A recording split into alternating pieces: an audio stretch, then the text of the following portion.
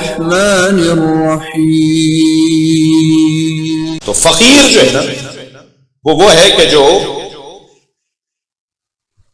اللہ سے قرب رکھتا ہو اور اللہ کو غنی مانے. فقیر اسے کہتے ہیں جو اللہ کو غنی مانے، اور جو مانگنے والا ہے اپنے جیسا اس کو مولا پسند نہیں کرتے، شدید نفرت ہے. البتہ کبھی کوئی واقعی فقیر ملے تو اس کے ساتھ چند لمحے ضرور گزاریے. جتنی دیر آپ اس کے ساتھ بیٹھیں گے آپ کو کچھ نہ کچھ ضرور ملے گا. میں سانگڑ سے ٹنڈو آدم آ رہا تھا، راستے میں ریلوے کراسنگ ہے، پھاٹک بند تھا، ہماری گاڑی رک گئی تو میں نے ریلوے کراسنگ کے پھاٹک پر اس کی چھوٹی سی ناٹی سی دیوار ہوتی ہے، اس پر ایک فقیر کو بیٹھے دیکھا. اسی حلیے میں رہتا ہوں، آپ کا نوکر ہوں. تو اس نے مجھے حلیے میں دیکھ کر یہ تو سمجھ لیا کہ یہ اپنا ہی ہے، تو دور سے اس نے مجھے سلام کے ساتھ یا علی مدد کہا. تو سلام کے ساتھ جب اس نے یا علی مدد کہا تو مجھے اور یقین بڑھا کہ فقیر ہے مگر سچا ہے. جو بیلنس بگاڑ کے چلتا ہو، جو بیلنس بگاڑ کے چلتا ہو، وہ غیر معتدل جو انسان ہو اس کی اصلاح کی ضرورت ہوتی ہے، مگر جو اعتدال کے ساتھ چل رہا ہو اسے پہلے اس کا احترام ضروری ہے. وہ بڑی محنت کر کے یہاں تک آیا ہوتا ہے. اس نے سلام کے ساتھ مجھے یا علی مدد کہا تو میں نے فوراً اسے سلام کا جواب بھی دیا اور مولا علی مدد کہہ کر بھی جواب دیا. تو کہنے لگا کچھ دوں؟ تو میں نے اپنے دوستوں سے کہا بھائی رک جاؤ، پہلا فقیر ملا ہے، کیونکہ فقیر یعنی دینے والا. تو میں نے کہا جی عطا کریں. کہنے لگا زہد کی تعریف معلوم ہے کیا ہے؟ زہد کسے کہتے ہیں؟ میں نے کہا آپ بتائیں گے. میں ان بچوں جوانوں سے کہہ رہا ہوں اگر کوئی بڑا کبھی آپ کو نصیحت کر رہا ہوں نا اور پوچھ رہا ہو ایسے تمہیں یہ پتا ہے تو خبردار بتانے مت بیٹھ جانا. میں ان بچوں اور جوانوں سے کہہ رہا ہوں اگر کوئی بڑا، کوئی عالم، کوئی استاد، کوئی پروفیسر، کوئی علاقے کا سفید بالوں والا اگر کبھی آپ سے کہے نا کہ تمہیں یہ پتا ہے تو فوراً بتانے مت بیٹھ جانا، ذلت ہوگی. فوراً وہی جواب دینا جو اکثر علی نبی کو دیتے تھے کہ اللہ اور اللہ کا نبی زیادہ جانتا. تم احترام میں اس سے کہے آپ میرے بڑے، ہم احترام میں اس سے کہیں گے آپ ہمارے بڑے، آپ زیادہ جانتے ہیں. تو جب آپ نے ان کا دل مول لیا اور انہیں اپنا بڑا مان لیا تو پھر دیکھیے گا کتنی عطائیں ہوتی ہیں. تو ہم نے بھی ایسے ہی جواب دیا. ہم نے کہا جی آپ زیادہ جانتے ہیں، آپ کو زیادہ پتا ہے.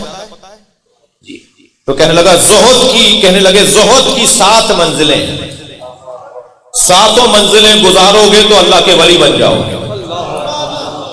میں آج پہلی منزل بتاؤں گا، دوسری منزل تمہیں بتانے کے لیے اور فقیر ملے گا، اور وہ پہلی منزل ہے ذات کی نفی. خود پسندی اور تکبر سے بچنا، غرور اور انانیت سے بچنا، اپنے آپ کو کچھ سمجھ نہ بیٹھنا، اپنی ذات کی نفی کرنا. تم اس وادی پر آ جاؤ گے، اس ٹریک پر، اس رستے پر آ جاؤ گے جو تمہیں ولایت کے رستے دکھائے گا. یہ پہلی کلاس ہے کربلا والوں کے ساتھ، اہل بیت کے ساتھ چلنے والوں کی پہلی کلاس ہے ذات کی نفی.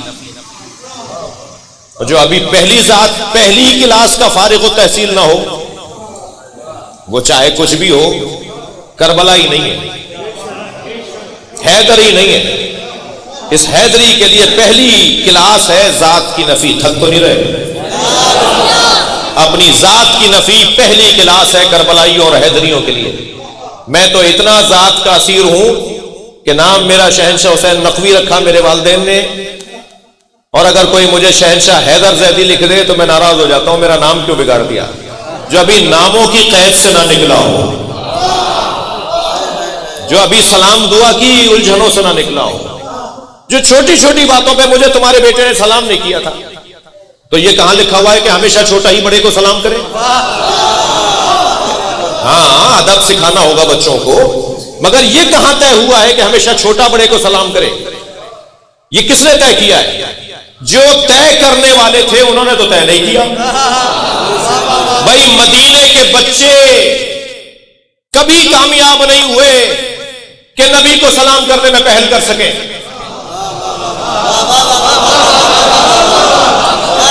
اور پھر سارے مدینے کے بچوں نے طے کیا کہ تم 4 وہاں کھڑے ہو اور ہم 5 یہاں کھڑے ہوتے ہیں، اور سرکار یہاں سے گزریں گے تو وہاں آئیں گے، اور ہم گلی سے مڑ کر فوراً اچانک سامنے آ کر کہیں گے کہ اللہ کے نبی پہ سلام ہو.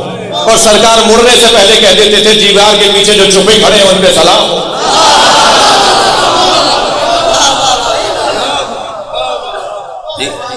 نبی سے بڑھ کر کوئی ہے؟ سرکار دو جہاں سے بڑا کوئی ہے؟ اور ہمارے معاشرے کا بڑا کہتا ہے کہ میرے بھتیجے نے مجھے سلام نہیں کیا لہذا بھائی سے بھی نہیں ملوں گا. جو ذات کا اسیر ہو وہ کربلائی نہیں ہو سکتا، وہ حیدری نہیں ہو سکتا. اپنی ذات سے ہاتھ اٹھانا ہوگا، اپنی انانیت سے ہاتھ اٹھانا ہوگا. ہے مشکل کام مگر کرنے کا ہے. توجہ کر لیا آپ نے؟ تو حق الیقین یہ وہ آخری منزل ہے. علم الیقین، عین الیقین. اور عین الیقین پر جب کچھ عرصے قائم رہ سکے، بڑا مشکل ہے قائم رہنا. بعض بچے جوان کہتے ہیں کہ جی ہمیں وہ چیز کوئی نظر نہیں آتی جو کہ کسی اور کو آ جاتی ہے، ہم متحمل نہیں ہیں، مر جائیں گے، برداشت نہیں کر پائیں گے. مجھے ابھی اگر معلوم ہو کہ مثال کے طور پر مثلا اس ممبر کے نیچے فلاں چیز رکھی ہوئی ہے، پڑھ سکوں گا مجلس؟ تو بھائی ہمارا جاہل رہنا ہی ہمارے حق میں. بعض چیزوں میں ہمارا جاہل رہنا ہمارے حق میں، اس لیے کہ ظرف اس قابل نہیں ہے. وہ جو علم الیقین سے عین الیقین کا سفر کرتے ہیں وہ بڑے لوگ ہیں. اور عین الیقین والے جن کے آنکھوں سے حجاب ہٹ جائے، جو سب کچھ دیکھ رہے ہوں، جی جو سب کچھ دیکھ رہے ہوں، وہ کتنے متحمل ہوں گے، کتنے وزین ہوں گے، کتنے ثقیل ہوں گے، کتنے وزنی لوگ ہوں گے. اس کے بعد کی منزل ہے جس پہ علی فائز ہے، اور وہ ہے حق الیقین، جو خود یقین بن جائے. لہذا مولا فرما رہے ہیں اگر میری آنکھوں کے سامنے سے حجاب ہٹا دیے جائیں تو میرے یقین میں اضافہ نہیں ہوگا. اس سے بڑی کلاس ہی نہیں ہے حق الیقین کی کلاس. بحث اپنے مضمون کے محور پر ہے، اور محور گفتگو یہ ہے کہ پروردگار عالم نے اس ذات کو سجا کر بھیجا ہے، ہر اس کمال سے سجا کر بھیجا جس کی ضرورت بشریت کو تھی. تمام کمالات کا مجموعہ علی کی ذات. کوئی ایک ایسی بات، کوئی ایسا کمال نہیں ہے جو علی میں کمال پر نہ ہو. تمام کمالات جہاں جمع ہو جائیں اسے علی کہتے ہیں. اور اللہ اس دروازے پر ہمیں اس لیے دیکھنا چاہتا ہے کہ منطق کے عین مطابق ہے، حکمت کے عین مطابق ہے، علم و دانائی کے عین مطابق ہے. انسان کمال طلب ہے، تھکیں گے نہیں. انسان کمال جو ہے. کوئی حسن کو کمال سمجھتا ہے تو حسینوں سے دوستی کرتا ہے.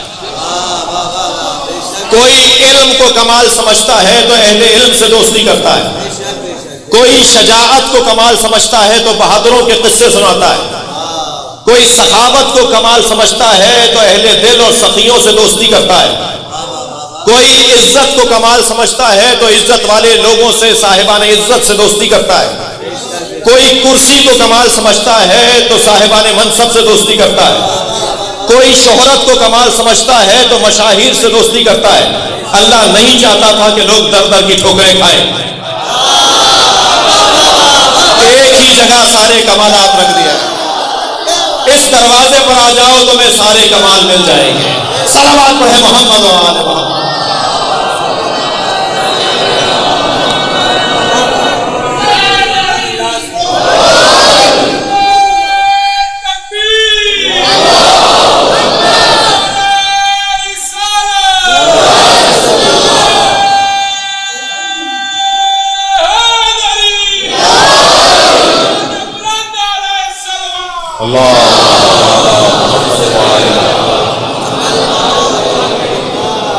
کمال زندگی کو شہادت کہا جاتا ہے۔ جب زندگی کمال پر پہنچے تو وہ درجہ، وہ کیفیت شہادت کی کیفیت ہے۔ بے کس میسر نشد ہی سعادت، بے کعبے ولادت، بے کعبہ ولادت، بے مسجد شہادت، جس کی آمد بھی اللہ کے گھر سے ہو اور جس کی رخصت بھی اللہ کے گھر سے ہو۔